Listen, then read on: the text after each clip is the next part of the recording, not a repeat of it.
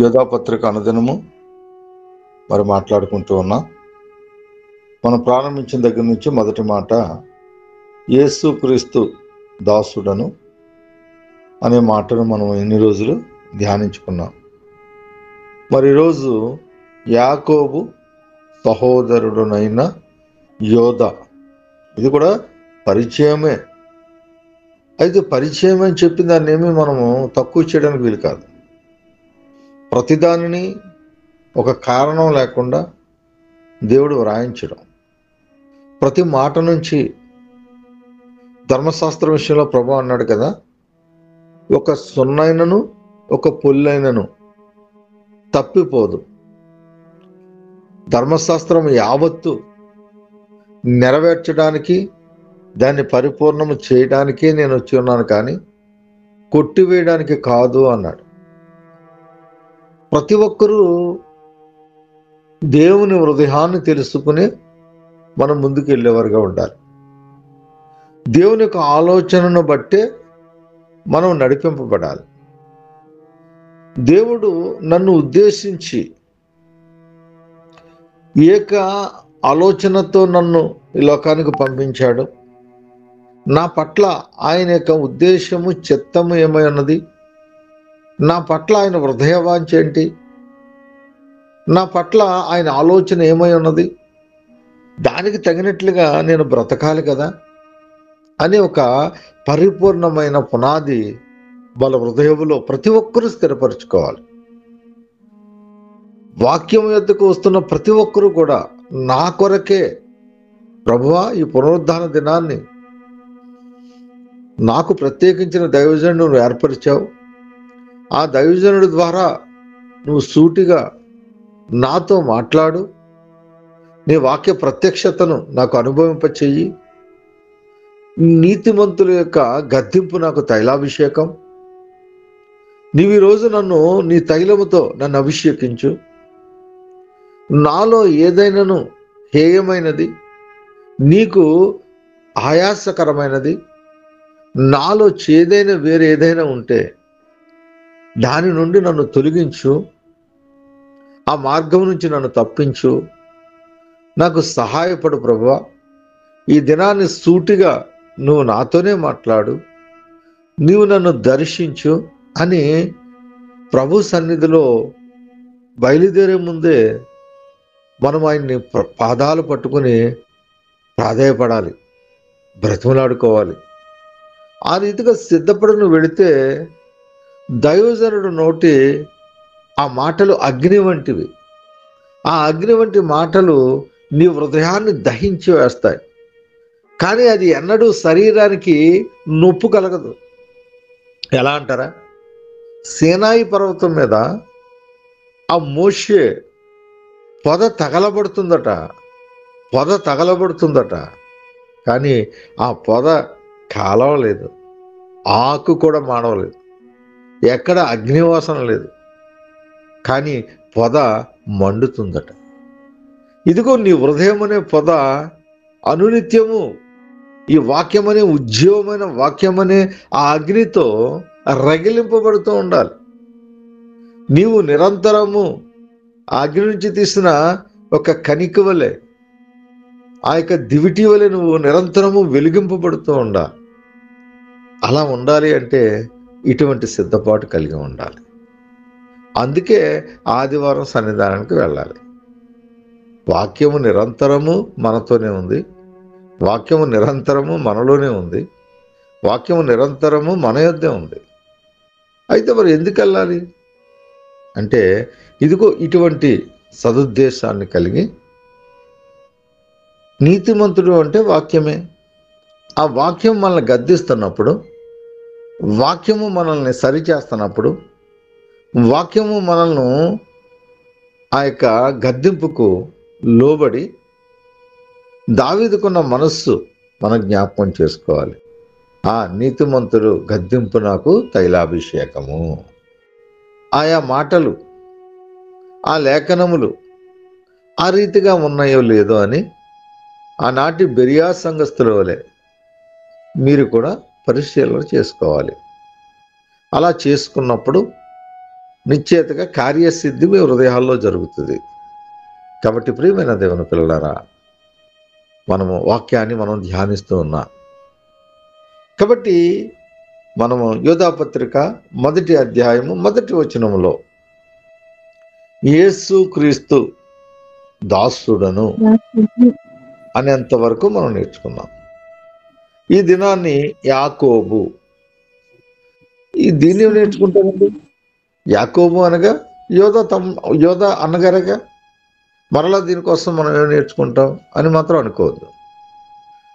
ఎందుకు అంటే ఆనాడు యేసేపు మరియా వారి పిల్లలకు దేవుడు ఏ పేర్లైతే నిర్ణయించారో ఆ పేర్లని పెట్టారు. యేసుక్రీస్తు ప్రభుకి యేసు అనే నామకరణం ఇదిగో పెట్టమని దూత ద్వారా ప్రేరేపింపబడి యేసేపే ఆయనకి నామకరణం చేశారు. అలాగే మరి యాకోబు, యోధ, మరి ఇంకా అనేక మంది సహోదరులు, మరి సహోదరులు, వారందరికీ కూడా దేవుని చేత ప్రేరేపింపబడి పెట్టుంటారు. అయితే ఈయనకి యేసు క్రీస్తు ప్రభు వారి తర్వాత కుమారుడు అనుకుంటాను యాకోబు. ఆ యాకోబుకి మరి ఈ పేరు ఎందుకు పెట్టారు? అసలు యాకోబుని ఎందుకు పెట్టారు? యాకోబుకి అర్థం ఏంటి? అసలు యాకోబు ఎప్పటివాడు?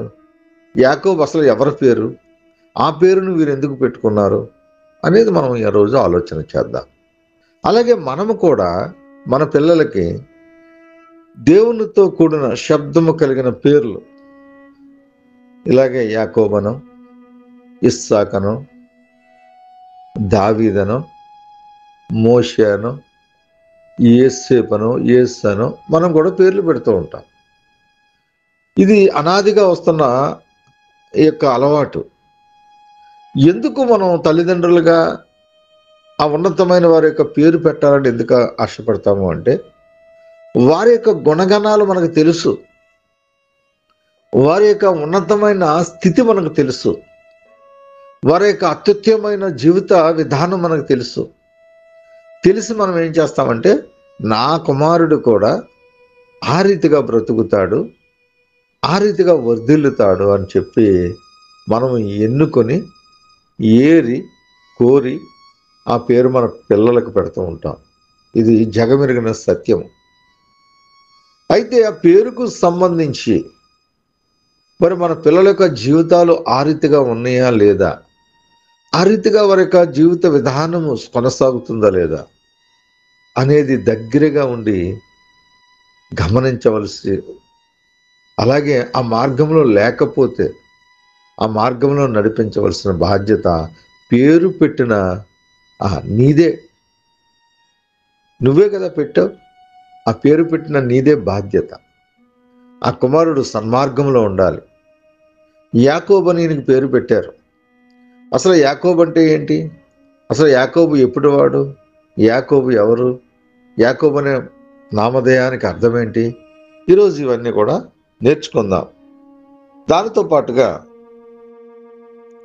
మనం నిశ్చయముగా ఈ యొక్క సహోదరుడైన మాట మరి రాబోతున్న దినాల్లో మనం దాని కొరకు కూడా ధ్యానిద్దాం. ఈరోజైతే మరి యాకోబు అనే మాటకు అర్థాన్ని మనం ఆలోచన చేద్దాం. అయితే మనందరికీ తెలుసు, యాకోబు అనగా మోసగాడని. ఒక మోసగాడనే కాదు, మరి ఆయనకి చాలా మంచి పర్యాయ పదాలు, వేరొక అర్థాలు చాలా ఉన్నాయండి. ఒకళ్ళు ఎవరైనా రాసుకునే ఉద్దేశం ఉంటే రాసుకోండి, లేకపోతే మీరు మరలా ఆ వాక్యాన్ని విని అర్థం చేసుకోవడానికి ప్రయత్నించండి. యాకోబు అంటే మొదటి అర్థము మోసగాడు, అలాగే రెండవ అర్థము అనుసరించడము, అలాగే వెనక ఉండటము. ఏమండి, మొదటగా యాకోబు అంటే మోసగాడు, అనుసరించడము, వెనక ఉండటము, ఉపయోగించటము, తప్పించుకోవడము, దాడి చేయడము, లేదా ఇది చాలా ప్రాముఖ్యమైన మాట అండి, అతి వ్యాప్తి చెందడము. ఇది నాకు అన్నిటికంటే చాలా ఇష్టం. వ్యాప్తి చెందటము, అతిగా వ్యాప్తి చెందటం. అవునండి, యాకోబు అతిగా వ్యాప్తి చెందాడు. ఈ పేరుకు సరైన అర్థము. ఇటువంటి పేరును దేవుడు ఏం చేశాడంటే, నాయనా ఇక నీకు యాకోబు అనబడవు అని కూడా చెప్పడం మనకు తెలుసు. కానీ అన్ని ఇస్రాయేల్ అని నామకరణం చేశారు. డైరెక్ట్గా దేవుడే ఆయనకు నామకరణం చేశారు. చేసిన దేవుడే మరలా మాట్లాడేటప్పుడు నువ్వెప్పుడు అలా పిలవబడవు అని చెప్పిన దేవుడే యాకోబు అంటే ఎంత ప్రేమ చూడండి. ఆయన తన్ను తాను పరిచయం చేసుకుంటున్నప్పుడల్లా నేను అబ్రహాము దేవుడును, ఇస్సాకు దేవుడును, యాకోబు దేవుడును అని పరిచయం చేసుకుంటాడు. అంటే యాకోబు అంటే ఎంత ప్రేమ చూడండి. యాకోబుకి ఇన్ని అర్థాలు ఉన్నాయి. నిజమే, మోసగాడు, అనుసరించువాడు, వెనక ఉండువాడు, ఉపయోగించడం, తప్పించుకోవడం, దాడి చేయడం, అతి వ్యాప్తి చెందటం, ఇన్ని రీతిలుగా మరి ఈ పేరుకు అర్థాలు ఉన్నాయి. ప్రియమైన దేవుని పిల్లలారా, దేవుని యొక్క ప్రణాళికను, దేవుని యొక్క అభిష్టాన్ని, దేవుని యొక్క బ్లూ ప్రింట్ని ఆయన తారుమారు చేసేసారండి. యాకోబు అనే వ్యక్తి చిన్నవాడు కాదండి. యాకోబుని గురించిన మన జ్ఞానాన్ని సంపాదించుకోవాలంటే దేవునితో చాలా సాంగత్యాన్ని కలిగి ఉండాలి. తండ్రి అయిన దేవుని యొక్క ప్రణాళికను ఒక మనుష్యుడు తారుమారు చేస్తాడండి. అందుకంటాడు అతడు మగసిరి గలవాడు, దేవునితో పోరాడి గెలిచినవాడని రాయబడ్డది. యాకోబు కోసం మనం ఏదో మోసగాడు అని చెప్పి ఆ పై ఉన్న సంగతులనే మనం చూస్తూ వాటినే మనము అర్థం చేసుకుంటూ ఇదే కదా అనుకుని భ్రమలోకి వెళ్ళిపోతూ ఉంటాం. యాకోబు అనే పేరుకు అసలు యాకోబును గూర్చిన జ్ఞానం మనం సంపాదించుకుంటే ఆ యాకోబు అనే ఆ యొక్క చిన్న బిడ్డ ఆ కడుపులో ఎప్పుడైతే యాసావు, యాకోబు, రెబ్కా తల్లి యొక్క గర్భములో ఉన్నప్పుడే ఈ యాకోబు అనే వ్యక్తికి పోరాటం ప్రారంభించాడు. ఎక్కడ? తల్లి గర్భంలోనే. ఎంత ఆశ్చర్యం చూడండి. యాసావుని దేవుడు ఏం చేయాలనుకున్నాడు? ఆయనను జ్యేష్ఠ కుమారుడిగా ఉంచుకుని ఆయన ద్వారా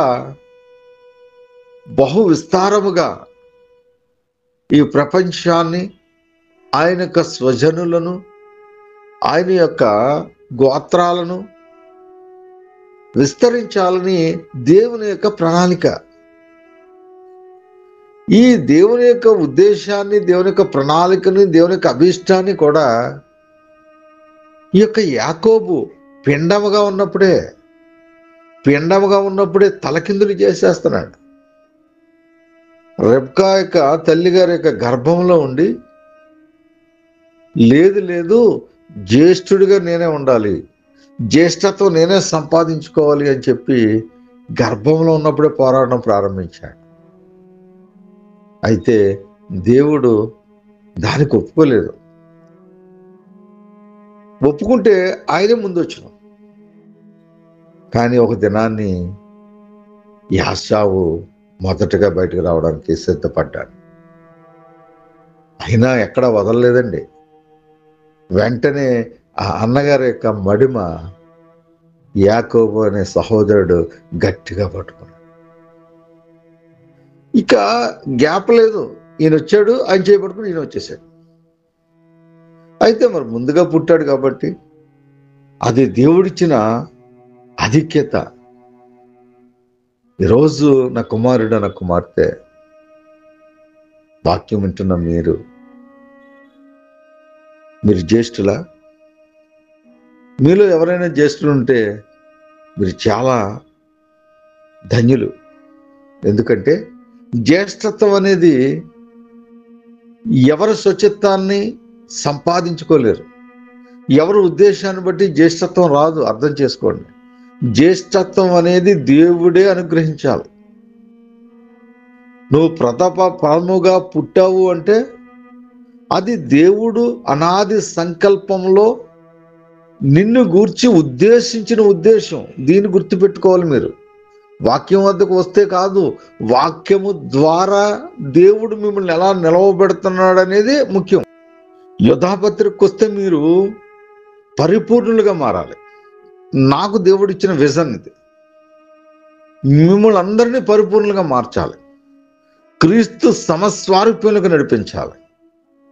క్రీస్తుకు శిష్యులుగా మలచాలి.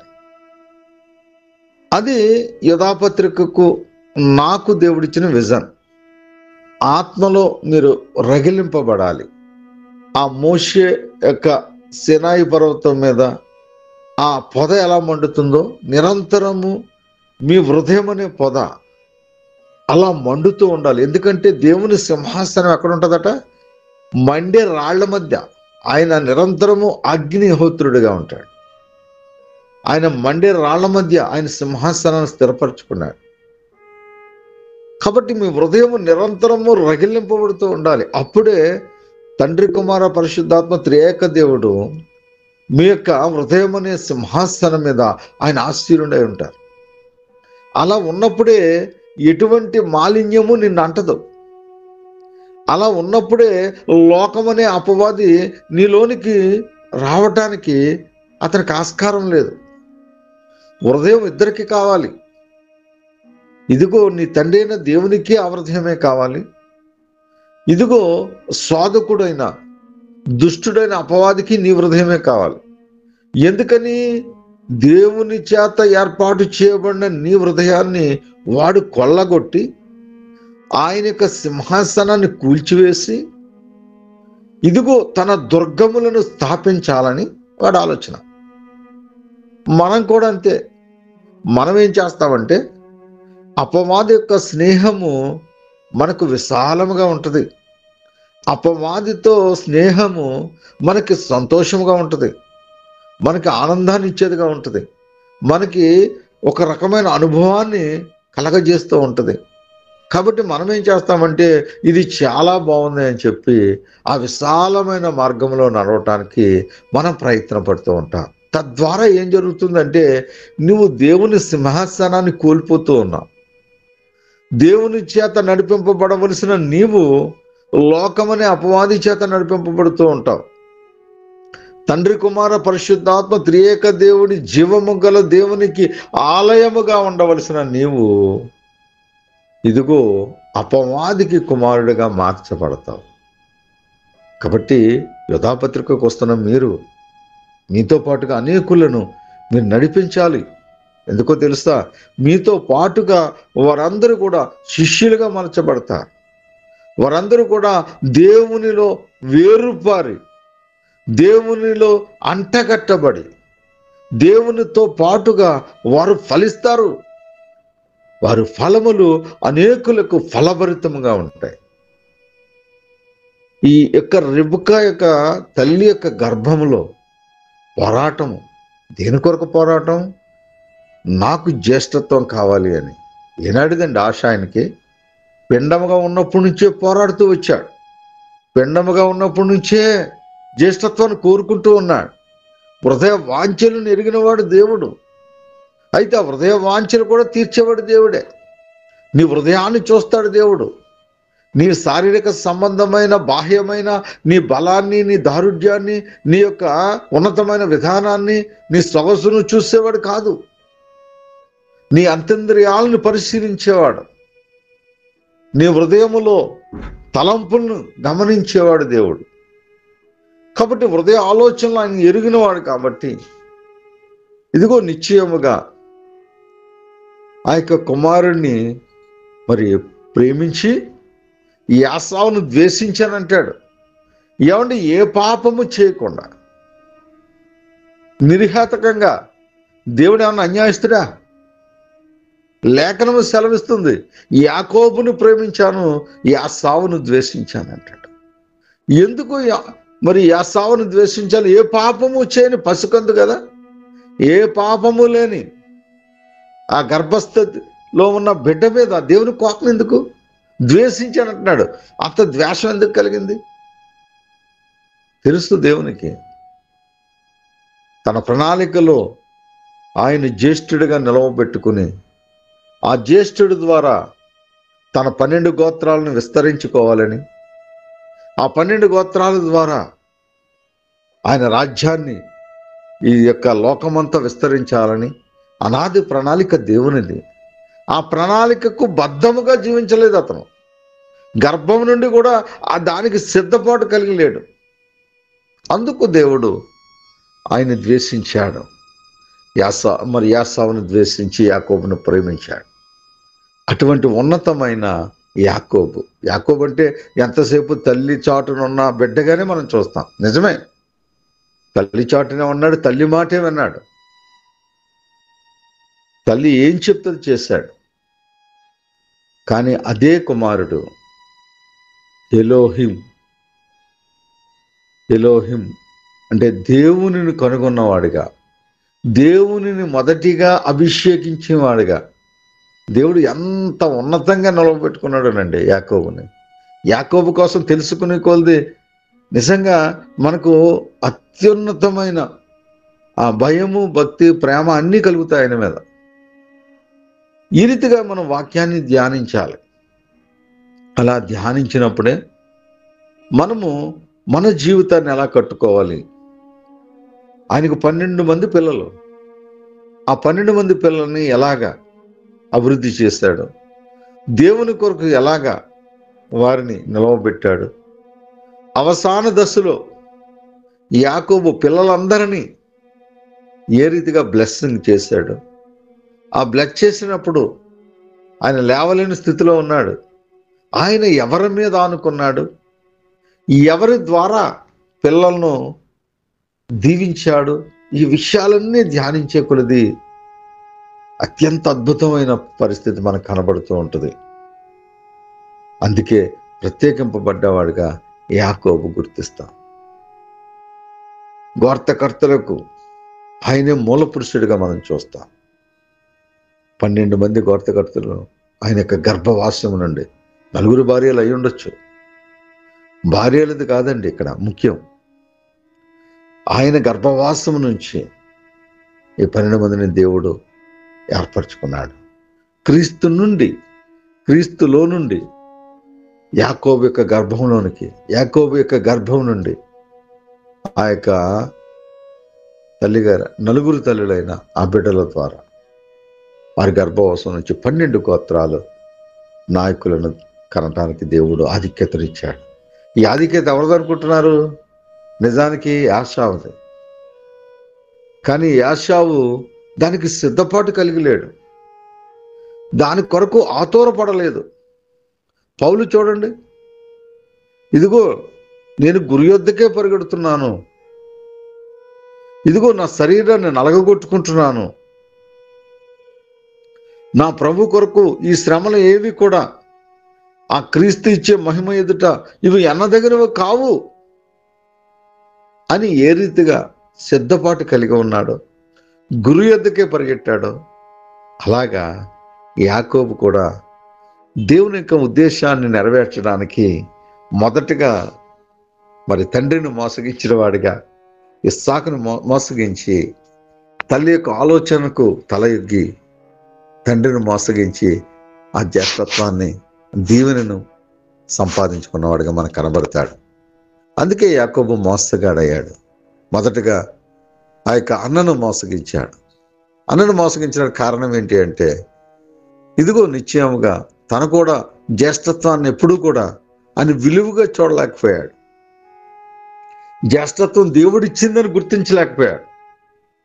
ఇది దేవుడు నాకు అనుగ్రహించిన భాగ్యంగా ఎంచుకోలేకపోయాడు.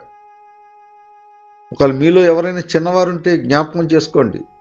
యాకోబు లాంటి వారు మీరంతా కూడా చిన్నవారుగా ఉంటే, మీ కుటుంబాల్లో పెద్దగా ఉన్న అక్కైనా అన్నైనా మీకు దేవుడు అనుగ్రహిస్తే వారిని గౌరవించండి. జ్యేష్ఠులను గౌరవించవలసిన బాధ్యత దేవుడు ఒక ఉన్నతమైన విధానాన్ని కలగజేస్తాడు. మీరు అందరూ కూడా ఆ రీతిగా మీ అన్నగారుల మీద, అక్కల మీద మీ యొక్క ప్రేమను కనపరచాలి. లోబడి ఉండాలి. ఎందుకంటే జ్యేష్ఠత్వం మీరు కోరుకుంటూ వచ్చేది కాదు, దేవుడిస్తే వచ్చేది. కాబట్టి ఈ విషయాలు గుర్తుపెట్టుకుని వాక్యానుసారంగా బ్రతకడానికి మీరు సిద్ధపడాలని నేను కోరుకుంటూ ఉన్నా. అయితే ప్రియమైన దేవుని పిల్లలారా, ఆయన అన్న దగ్గర ఆ జ్యేష్ఠత్వాన్ని దొంగిలించిన వాడిగా మనకు కనబడతా ఉంటాడు. అయితే దొంగిలించడమే కాదు, ఎలాగా మరి అడిగాడు కదా ఆయన, నేను చచ్చిపోయే స్థితిలో ఉన్నాను కాబట్టి ఆ కొంచెము ఆ భోజనాన్ని నాకు పెట్టినట్లయితే నా జ్యేష్ఠత్వాన్ని నీకు ఇచ్చేస్తాను అన్నట్లుగా ఆయన మాట్లాడతాడు. అంటే జ్యేష్ఠత్వం మీద ఆయనకి ఏది కూడా అవగాహన లేదు.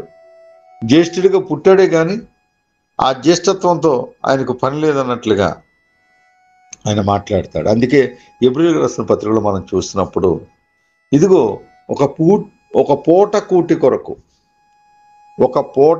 కొరకు జ్యేష్ఠత్వాన్ని అమ్మేసుకున్న భ్రష్టుడైన యాసావు వంటి వాడు, అటువంటి చేదైన వేరు భ్రష్టుడు అంటాడు. కాబట్టి ప్రియమైన దేవుని పిల్లలారా, ఆదికాండము 25వ అధ్యాయము 34వ వచనం నేనే చదువుతాను. ఆదికాండము 25వ అధ్యాయం 34వ వచనం. యాకోబు ఆహారమును చిక్కుడు కాయల వంటకమును యాసావుకి ఇచ్చెను, అతడు తిని త్రాగి లేచిపోయాను. అట్లు యాసావు తన జ్యేష్ఠత్వమును తృణీకరించెను. చాలా ప్రమాదకరమైన మాట. అందుకే దేవుడు ద్వేషించాడు. దేవుని ప్రణాళికను తృణీకరించాడండి. ఈరోజు ఈ యొక్క కాన్ఫరెన్స్ ఉన్న అనేక మంది బిడ్డలు ఆలోచన చేయండి. దేవుని యొక్క ప్రణాళికను, దేవుని యొక్క ఉద్దేశాలను, దేవుని యొక్క చిత్తాన్ని, దేవుని యొక్క అభిష్టాన్ని, దేవుని యొక్క హృదయవాంఛని నీ జీవితంలో జరగకుండా నువ్వు తృణీకరిస్తున్నావా నా కుమారుడా? ఈ రాత్రికాల సమయంలో సూటిగా దేవుడు నిన్ను ప్రశ్నిస్తున్నాడు. దేవుని యొక్క బ్లూ ప్రింట్ నీ జీవితంలో నెరవేర్చాలని ఆయన ఒక కోరిక, ఆశ కలిగి ఉన్నాడు. దానిని నువ్వు తెలియకే పొరపడుచున్నావు. ఆయన నిన్ను చాలా గొప్పగా, ఎందుకనంటే యెషయా గ్రంథములో 1వ అధ్యాయంలో ఆయన అంటారు, ఆకాశమా ఆలకించుము, భూమి చెవియొగ్గుము, నేను పిల్లలను గొప్పవారిగా చేశాను. పిల్లల్ని గొప్పవారిగా చేశాడు. ఆయన ఆలోచన ఎప్పుడు ఉన్నతముగా ఉంటుంది. అదే యెషయా అంటాడు, ఇదిగో మీ యొక్క ఆలోచనలకు దేవుని యొక్క ఆలోచనలకు ఎంత వ్యత్యాసం ఉందట, భూమికి ఆకాశానికి ఉన్నంత వ్యత్యాసం ఉందట. అవునండి, మనం నేలతో ఉన్నవాళ్ళు, మట్టితో ఉన్నవాళ్ళు. మనం ఈ యాసావులు ఆ పూట కొరకే ఆలోచిస్తాం, ఆ పూట కొరకే ప్రయాసపడుతూ ఉంటాం. ఒకనాటి సుఖానుభవం కొరకు మనము నిత్యత్వాన్ని కూడా వదులుకుంటాం. కానీ దేవుడు అటువంటి ప్రణాళిక కాదు, ఉన్నతముగా ఆలోచిస్తాడు. నీ పట్ల ఉన్నతమైన ఆలోచనలతో ఉంటాడు. చాలామంది ఆడపిల్లలు వారి జీవితాలను పాడు చేసుకుంటున్నారు. వారి ఎముకగా ఏర్పరిచిన ఆ కుమారుడు వచ్చేంత వరకు కూడా, దేవుని యొక్క చిత్తాన్ని నెరవేర్చే వరకు కూడా ఉండలేక స్వచిత్తాన్ని చేసుకుంటూ, సుబుద్ధిని ఆధారపడుతూ వారి జీవితాలను నాశనం చేసుకుంటున్నారు సహోదరులు. అలాగే సహోదరులు కూడా అంతే. దేవుడు నీ ఎముకగా ఏర్పరిచిన కుమార్తెను నీ వద్దకు తీసుకురావడానికి సిద్ధంగా ఉన్నాడు. నిన్ను ఉన్నతమైన శిఖరాల మీద నిలబడడానికి దేవుడు సిద్ధంగా ఉన్నాడు. నీ పట్ల ఒక వాంఛ కలిగి ఉన్నాడు. నీ పట్ల ఒక ఉద్దేశాన్ని ఉద్దేశించుకుని ఉన్నాడు. కానీ నా కుమారుడా, నీవు అవేమీ పట్టించుకో. నీ ఆలోచన ఎలా ఉంటుందంటే, మీ నాన్నగారు మీ అమ్మగారు చెప్పిన చదువు చదవాలి, లేకపోతే ఒక్కొక్కరు అయితే అది కూడా చదవరు. వాళ్ళు చెప్తే నేను చదవటం ఏంటి, నాకు ఇష్టమైంది నేను చదవాలి, నా ఇష్టానుసారమైన జీవితాన్ని నేను జీవించాలి, నాకు నచ్చిన అమ్మాయిని పెళ్లి చేసుకోవాలి, నాకు నచ్చిన ఉద్యోగాన్ని నేను సంపాదించుకోవాలి, నాకు నచ్చినట్టుగా బ్రతకాలి. ఈ రీతిగా మగ పిల్లలు ఆలోచన చేస్తూ ఉంటారు. వీరందరూ చేసేది ఏంటి అట? తృణీకరిస్తున్నారు. దేన్ని తృణీకరిస్తున్నారు? దేవుడిచ్చిన ఆశీర్వాదాన్ని తృణీకరిస్తున్నారు. ఇక్కడ అదే అంటున్నాడు. అట్లు యాసావు తన జ్యేష్ఠత్వమును తృణీకరించెను. ఏం జరిగిపోదు ఆయన అదే అనుకున్నాడు. జ్యేష్ఠత్వం వదిలేసుకుంటే ఏమైపోద్ది అనుకున్నాడు. ఏమైపోద్ది? ఈరోజు చూడండి ఎటువంటి పరిస్థితి ఏర్పడిందో. మనము కూడా దేవుని చేతులు చూడండి. చిన్నపిల్లలు ఉంటారు మన గర్భవాసన పుట్టిన బిడ్డలు కానీ మన పిల్లలు కానీ ఉంటారు. వాళ్ళు ఏం చేస్తారంటే మనం వాళ్ళు చేయబట్టుకుని అడుగుదామని ప్రయత్నిస్తాం. వాళ్ళు ఏం చేస్తారో తెలుసా? జాయిగా మిల్లిమిల్లిగా మన చేతిలోంచి ఆ చేయి తప్పించేసుకుంటారు. వాళ్ళకి ఇష్టం ఉండదండి, మనం నడిపించడం ఇష్టం ఉండదు వాళ్ళకి. సరే ఏం చేస్తాడని మనం వదిలేస్తాం అనుకోండి, వాడు ఏం చేస్తాడో తెలుసా? మన చేయి వాడు పట్టుకుంటాడు. ఎవడు వాడు మన చేయి పట్టుకుంటే భద్రమా, మనం వాడి చేయి పట్టుకుంటే భద్రమా? ఇదే మనస్తత్వం మన జీవితాల్లో కూడా జరుగుతూ ఉంది. దేవుడు మనల్ని నడిపించాలని కోరుకుంటాడు. దేవుడు మనల్ని చేయబట్టి నడిపించాలని దేవుడు విశ్వసిస్తాడు. కానీ మనం ఏం చేస్తామంటే మిల్లిమిల్లిగా దేవుని యొక్క చేతిలోంచి తొలగింపబడి, ప్రభువా నేనే నీ చేపట్టుకుంటాను అంట. నా కుమారుడా, ఆయన నీ చేపట్టుకుంటే భద్రం. నువ్వు ఆయన చేపట్టుకుంటే నువ్వు ఎప్పుడైనా విడిచేస్తావు. ఎటువంటి ప్రమాదంలోకైనా జారిపోగలుగుతావు. ఆలోచన చేయి. ఏ రీతిగా మీ యొక్క ఇంతకాలం మరి ఇక్కడికి వచ్చిన వాళ్ళంతా కూడా యవనస్తులు ఉన్నారు, అలాగే మరి వయసులో పెద్దవారు ఉన్నారు, చిన్నవారు ఉన్నారు. మీరందరూ ఆలోచన చేసుకోండి. రాత్రి మీరు దేవుని ప్రణాళికను ఏ రీతిగా ఆటంకపరుచుకున్నారు, దేవుని ఆశీర్వాదాన్ని ఏ రీతిగా మీరు ఆశీర్వాదానికి హక్కుదారులుగా ఉండకుండా ఎలా తొలగిపోయారో, దేవుడిచ్చిన ఆధిక్యతను ఏ రీతిగా తృణీకరించారో ఒక్కసారిగా ఈ రాత్రికాల సమయంలో ధ్యానించండి. మీ జీవితాలు పుట్టిన దగ్గర నుంచి మీరు దేవుని ఏ రీతిగా ఇబ్బంది పెడుతూ ఉన్నారో ఆలోచన చేయండి. బాప్తిసం తీసుకున్న రోజు ఎంతో సంతోషంగా తీసుకున్నారు. దేవునితో అనేక తీర్మానాలు కలిగి ఉన్నారు. వాటన్నిటినీ కాలక్రమేణా మరిచిపోయారు. మీ ఇష్టానుసారమైన జీవితాలు మీరు జీవిస్తూ ఉన్నారు. ఇదిగో యాసావు వంటి భ్రష్టుడు మీలో ఉన్నాడేమో అంటాడు. అటువంటి చేదైన వేరేదైనా మీలో ఉన్నదేమో అంటాడు. రాత్రికాల సమయంలో వాక్యము అనే అద్దము ముందుకు వెళ్ళండి. వాక్యం అనే అద్దం ముందుకు వెళ్ళండి. వాక్యంతో సహవాసం చేయండి. ఇదిగో నిశ్చయముగా మిమ్మల్ని మీరు సరి చేసుకోండి. రిపెండెన్స్. యాకోబు ఎన్ని పనులు చేశాడంటే, ఇదిగో తల్లి మాటని పద్దనామం వెళ్ళటానికి ఆయన బయలుదేరాడు. అలసిపోయాడు. ప్రొద్దుకం కింది ఒక దగ్గర నిద్రపోతున్నాడు. అలసిపోయాడు. ఒక రాత్రిని తలగడగా చేసుకున్నాడు. తలక మూలక తలరాయి. ఇదిగో ఆయనే బండ, ఆయనే క్రీస్తు. వాక్యమైన దేవుణ్ణి అక్కడే దర్శించాడు. ఆయన్ని అభిషేకించాడు. ఎలోహిం దేవుడు, ఇజ్రాయేలు దేవుడే దేవుడు. ఎలోహిం. ఎంత భాగ్యం అండి. మోసగాడు అంటారు మీరు. ఆ మోసగాడు ఏం చేశాడు తెలుసా? దేవునిని అభిషేకించాడు. ఆయనకి ఏం పేరు పెట్టాడు తెలుసా? ఎలోహిం అంటే అర్థం ఏంటి తెలుసా? ఇజ్రాయేలు దేవుడే దేవుడు. అవును, ఈరోజు ఇజ్రాయేలు దేవుడే దేవుడు. సర్వ సృష్టికర్త అయిన దేవుడు. యాకోబు మొదటగా దేవుని అభిషేకించినవాడు. అక్కడి నుంచి ఆయన యొక్క జీవితం మనం చూస్తాం. తన యొక్క మామైన ఆయన యొద్దకు వెళ్ళినప్పుడు తన కుమార్తెని మరి నేత్రాస, ఈ నేత్రాసతో ఆమెను ప్రేమించి ఆ కుమార్తెను పెళ్లి చేసుకుంటాను అడిగినప్పుడు 7 ఏళ్ళు కొలువు చేయమన్నాడు. పెళ్లి చేస్తాడు కదా అని చెప్పి 7 ఏళ్ళు నమ్మకత్వంగా ఇక్కడ దేవుని ప్రణాళికే. ఎందుకో తెలుసా? దేవుని చేత, దేవునినే, అలాగే అన్నదమ్ముల్నే, అన్ననే, అలాగే తండ్రినే మోసగించి ఇక్కడికి వచ్చినందుకు ఇక్కడ పనిష్మెంట్. ఇక్కడ 7 ఏళ్ళు ఏం చేస్తున్నాడంటే మామగారింటి వద్ద ఆ యొక్క గొర్రెలను, ఆ మందలను 7 సంవత్సరాలు కాయవలసి వచ్చింది. తీరా 7 సంవత్సరాలు పరిపూర్ణమైన తర్వాత ధర్మశాస్త్ర ప్రకారం మరి 7 ఏళ్ళు కొలువు చేయాలి. మరి ఆ రీతిగా 7 ఏళ్ళు అయిన తర్వాత వాళ్ళ మామగారు మరి పెళ్లికి సిద్ధపడినప్పుడు లే అనే పెద్ద కుమార్తె ఉన్నప్పుడు పెద్ద కుమార్తెను చేయటం మనకు తెలుసు. మరైతే ఈయన ఆశ్చర్యపోతాడు, ఇదేంటి మామయ్య ఇలా ఏంటి పరిస్థితి అంటే, ఈయనే మోసగాడు అంటే ఈయనకంటే పెద్ద మోసగాడు అని మామగారు. మరి ఇది మా దేశపు ఆచారం కాదు నాయన, పెద్ద కుమార్తె ఇంట్లో ఉంటుండగా చిన్న కుమార్తెను పెళ్లి చేయకూడదని చెప్పి ఆయన ఒప్పింపజేసి, సరే చిన్న కుమార్తెను కూడా నేను చేస్తాను, నువ్వు అతిగా ప్రేమిస్తున్నావు, ఆ ప్రేమించిన ఆ యొక్క రాహేల్ని కూడా నేను చేస్తాను, కానీ ఇదిగో నిశ్చయముగా నువ్వు మరలా 7 సంవత్సరాలు కొలువు చేయాలన్న. నేత్రాశ ఎంత పని చేసిందో చూడండి.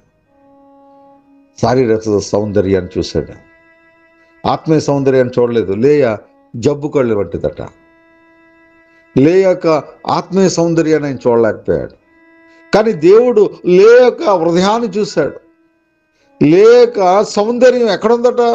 ఆ శరీర సౌందర్యాన్ని చూడలేదు దేవుడు, ఆత్మీయ సౌందర్యాన్ని దేవుడు చూశాడు. యాకోబు ఏం చూస్తున్నాడు? ఆ యొక్క లేయ యొక్క శారీరక సౌందర్యాన్ని చూస్తున్నాడు. తనకిష్టం లేదు, కానీ సౌందర్యవంతురాలు రాహేల్ ఈమె కొరకు మరలా 7 ఏళ్ళు కొలువు చేసి, బాహ్య సౌందర్యం, నేత్రాశ. ఈ నేత్రాశ ఎంత పని చేసింది చూడండి. ఇంకొక 7 సంవత్సరాలు కొలువు చేశాడు. వారి కొరకు 14 సంవత్సరాలు. కానీ 14 సంవత్సరాలు కూడా తర్పీదండి. గొర్రెలను మేపే అలవాటు, గొర్రెలు ఎంత శ్రద్ధగా మేపగలగాలో, గొర్రెల ద్వారా అనేక పాఠాలు నేర్చుకున్నాడు. కాబట్టి దేవుడు తనకు సంపదను, అతను ఎక్కడుంటే అక్కడ ఆశీర్వాదం మందలుగా పెరిగిపోయినాయి. ఆ యొక్క దేశంలో అతనే ఉన్నతమైన వాడిగా వాళ్ళ మామగారు ఆస్వాదించబడ్డాడు. అయితే ఒక దినాన్ని అడుగుతున్నాడు, మామయ్య నేను మా దేశానికి వెళ్తాను, మా యొక్క కుటుంబానికి వెళ్తాను, నాకు కలిగి ఉన్నది యావత్తు మనం పంచుకుందామని చెప్పి ఒప్పందం ప్రకారం ఎవరై వారు తీసుకుని, మరి ఆ ఇద్దరే కాదు కదా, ఆ లేయ ద్వారా ఒక దాసి తన భార్య అయింది, రాహేలు ద్వారా వేరొక దాసి ఆమె భార్య అయింది. వీళ్ళ నలుగురికి కలిసి 12 మంది పిల్లలు. మరి ఎక్కడి నుంచి ఆయన సమస్తాన్ని మోసుకుని, సమస్తాన్ని తీసుకుని, ఇదే జీవితంలో మనందరం నేర్చుకోవలసిన యాకోబు యొక్క జీవితంలో గొప్ప గుణపాఠం ఏంటి అంటే, ఇక్కడ ఇదే. ఎంత సంపాదించినా, ఎంత సౌందర్యవంతమైన భార్యలున్నా, పిల్లలున్నా, లేకపోతే ఇంకేదున్నా, అవన్నీ కాదట. ఏకాంతముగా, ఏమండి, దాసీలు ఆ డబ్బు, ధనము, ఇంకా ఏదైతే ఉందో అది, ఆ ఒంటెలు, ఆ మందలు, ఇంకా ఎన్ని పనివాళ్ళు, దాసీలు, వీళ్ళందరినీ తోలుకుని మరి మామగారింటి నుంచి వీడుకోలు పొందుకుని ఆయన బయలుదేరాడు. ఈలోపుగా అన్నగారు రెపెండెన్స్తో ఆయన ప్రేమించే వస్తున్నాడు. కానీ మరి ఇతను తప్పు చేస్తున్నవాడు. అందుకే అంటాడు కదా ప్రభు, నీతిమంతులు సింహం వలె ధైర్యంగా నుందురంటాడు. మరి ఇతను సింహం వలె ధైర్యంగా ఎలా ఉంటాడు? ఇతడు అన్నగారిని మోసగించాడు, తండ్రిని మోసగించాడు, ఇక్కడికి వచ్చి కొలువు చేసి మరి ఇవన్నీ కూడా ఈ రీతిగా దేవుని ఎదుట ధైర్యంగా ఉండలేడు. అలాగే అన్నగారు వస్తున్నారు అన్నప్పుడు చాలా భయపడిపోయాడు. మందలను విడదీసేశాడు, దాసదాసీలను విడదీసేశాడు, గుంపులుగా చేశాడు. వెళ్ళమన్నాడు, ఇది నా ఏలినవాడా, ఇదిగో ఇవన్నీ కూడా నీ తమ్ముడు నీకు బహుమానంగా ఇస్తాడని చెప్పండి అని చెప్పి విడతలుగా, ఎందుకనే మంచిది, వాడు చంపేస్తాడేమో అని చెప్పి భయపడి, భయం. నీతిమంతుడైన వాక్యమైన దేవుడు నీలో ఉంటే నువ్వు ధైర్యం కలిగి ఉంటావు. అయితే ప్రియమైన దేవుని పిల్లలారా, యబ్బోకు అనే ఒక నది, ఆ యొక్క రేవు, దాని అద్దకు వచ్చేసరికి అందరినీ పంపించేశాడు. తన భార్యలను, తన పిల్లలను, దాసదాసీలను సమస్తం వెళ్ళిపోయింది. అందరినీ పంపించేశాడు. ఇక ఒంటరిగా మిగిలిపోయాడు. ఒంటరిగా. అవునండి, దేవుడు నిన్ను ఒంటరిగానే, నిన్ను ఒక్కడిగానే ఈ లోకానికి పంపించాడు. నిన్ను ఒక్కడిగానే దేవుడు నీకు గుర్తించాడు. కోట్లాది మందితో నీ ప్రయాణం, కానీ నిన్ను ఒక్కడిగానే గుర్తించాడు. కోట్లాది మందితో నీ తండ్రి గర్భం నుంచి తల్లి అండాశయంలోకి నువ్వు బయలుదేరినప్పుడు కోట్ల మంది సహోదరులు, కోట్ల మందితో నువ్వు ప్రయాణం కొనసాగిస్తున్నప్పుడు నీ తండ్రి అయిన దేవుడు, నిన్ను పేరు పెట్టి పిలిచిన దేవుడు, ఆయన చేతి సహాయముతో నిన్ను గుర్తించి నిన్ను ఏర్పరచుకున్న ఆ దేవుడు మరలా నిన్ను ఒంటరిగానే కోరుకుంటున్నాడు. నా కుమారుడా, నువ్వు అర్థం చేసుకోవాలి. దేవుని యొక్క ప్రేమను నువ్వు అర్థం చేసుకోవాలి. యాకోబు నుంచి మనం ఏమి నేర్చుకోవాలి? ఆ ఒంటరితనంతో దేవునికి ప్రార్థిస్తున్నప్పుడు దేవుడు అత్యానంత భరితుడైపోయాడు. ఎంత ప్రేమ చూడండి దేవుడికి కూడా.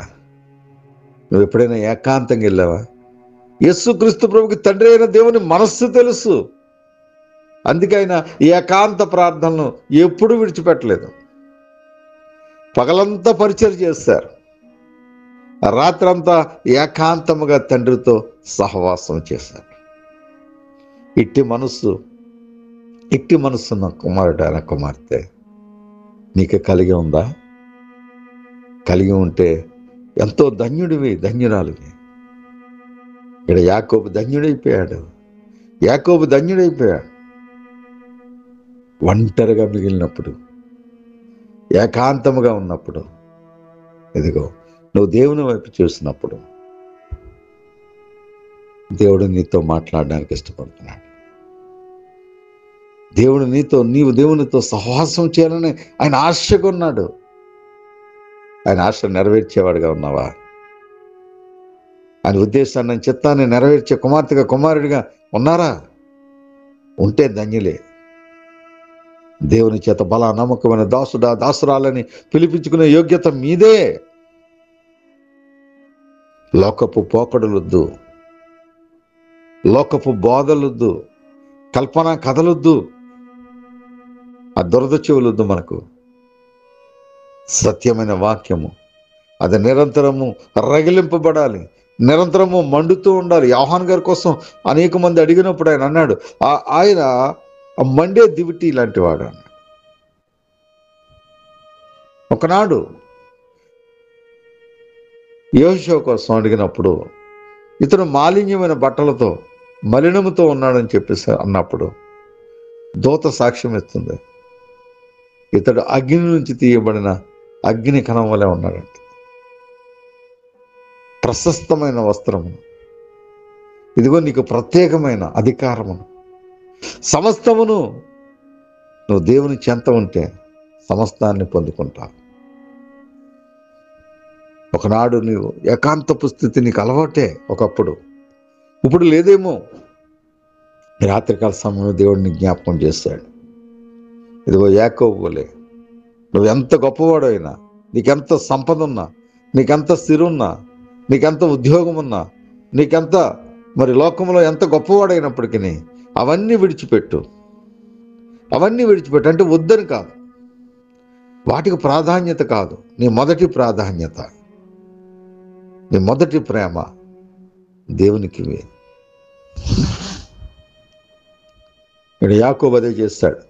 తనకు కలిగి ఉన్నది యావత్తు విడిచి ఒంటరిగా యబ్బోకు రేవు దగ్గర వాక్యాన్ని పొందుకున్నాడు. ఆయన పొందుకోవడమే కాదు, అదే వాక్యాన్ని ఈరోజు మనం అందరము అనుభవిస్తున్నాం. కాబట్టి ప్రియమైన దేవుని పిల్లలారా, ఇటువంటి అనుభవం మీ జీవితాల్లో, నా జీవితంలో దేవుడు నిశ్చయముగా